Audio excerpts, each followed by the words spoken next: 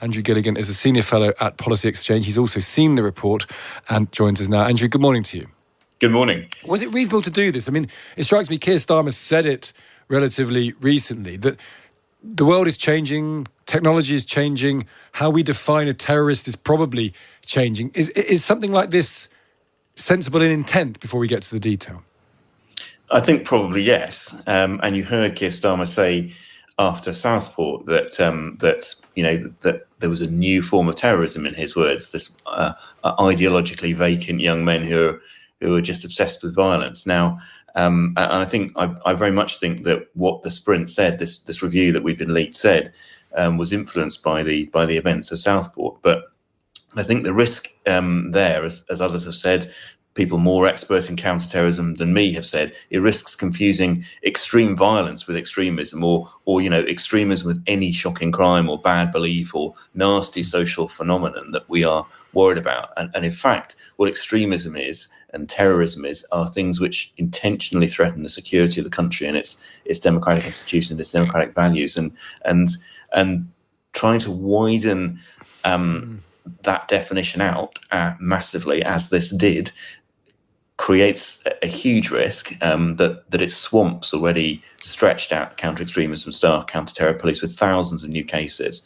and generally dangerous individuals do get through as a result. It's such an interesting point there, because the people who are killed don't care where the person came from or what happened to lead them to that position. They care about the deaths. And if someone kills multiple people, what we want in this country is a system by which we can spot the signals, whether they are connected to an ideology or not connected to an ideology. I guess the question is, should it be the same process capturing all of it, or do we need two different processes? We need two different processes, because you're absolutely right. I mean, what happened in Southport, I think, was more an operational than a policy failing. Obviously, the murderer had shown he was dangerous many times over several years before he killed anyone. And in a more operationally effective policing and justice system, he would have been stopped sooner, even without having to first label him as an extremist. And one of the reasons he wasn't stopped was they had to try and pin this bureaucratic label of extremist on him, and they couldn't. And that's crazy. It's bureaucracy gone mad, really. And as again, counterterrorism experts have said, there is a strong case, I think, for creating a kind of non-extremist version of the main counter-extremism mechanism, which is called PREVENT, which aims to kind of stop people such as the Southport killer who have an interest in violence but no obvious ideological or political motivation. That's what we need, I think, and that was recommended in a previous review of PREVENT, actually, by William Shawcross, and it's been ignored in this review. And instead they say, no, let's bring all these other things into PREVENT, which is a recipe for disaster. Do you think there's a whiff of politics in this review then? Because individually you can make a case for lots of people who are, when you find these extreme acts, it's very often men, they're very often mentally ill, they're very often socially or sexually inadequate. There's loads of different points you could join together in all of this. But do you think this is there's some sort of politics behind this review? Well, this was never intended for public consumption, this thing. It was never going to be published. I think it's a genuinely truthful state of the account of the views and the beliefs of the people who wrote it, who are senior officials at the Home Office. And that's pretty worrying, frankly, that they do think like this. Well, give us an example of things that you're concerned about that that appears that they think.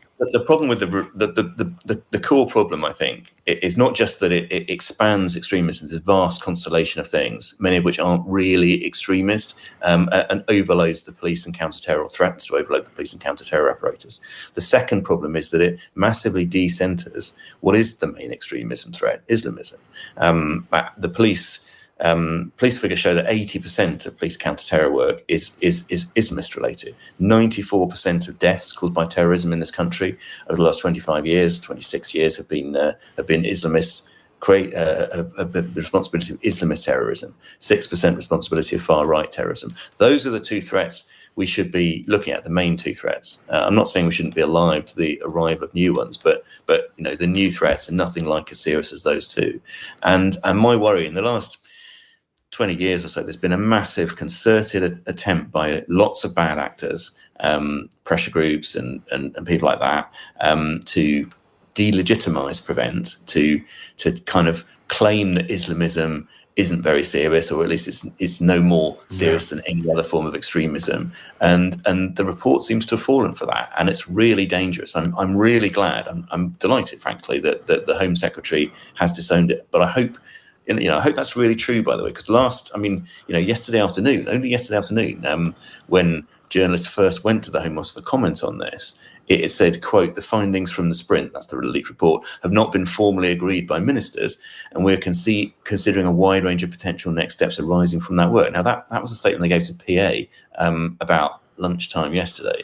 And then by the evening, they'd kind of been briefed. They turned 180 degrees almost, and they're saying they didn't agree with it, and they'd rejected it. That's absolutely not what they were saying at lunchtime. So I hope they genuinely have rejected this, all of it, and I hope we will see that made clear explicitly on the record by ministers over the course of today. One other factor in this, which I think people will be interested in on this programme, we talked a lot about non-crime hate incidents. We can't get our heads around them, generally speaking, because a non-crime hate incident involving the police seems almost like a contradiction in terms that police should deal with crimes and anything else should not be down to police. There is, I suppose, an argument in some occasions, if someone is behaving in a way that's not quite criminal, it might be a gateway to becoming very seriously criminal, I guess. But most people who listen to this programme, I think, regard non-crime hate incidents as a problem, and this report would have suggested they could be expanded, not restricted. Absolutely. And again, another really disturbing aspect of the report. As you know, a code of practice was brought in to try and reduce the police use of non-crime hate incidents in 2023. And that said, literally more or less what you just said, it said you should only record a non-crime hate incident against somebody if you think there's a real and serious danger it will lead on to an actual crime by that person against somebody with a protected characteristic, i.e. against somebody on the grounds of their religion or their race or their disability or whatever.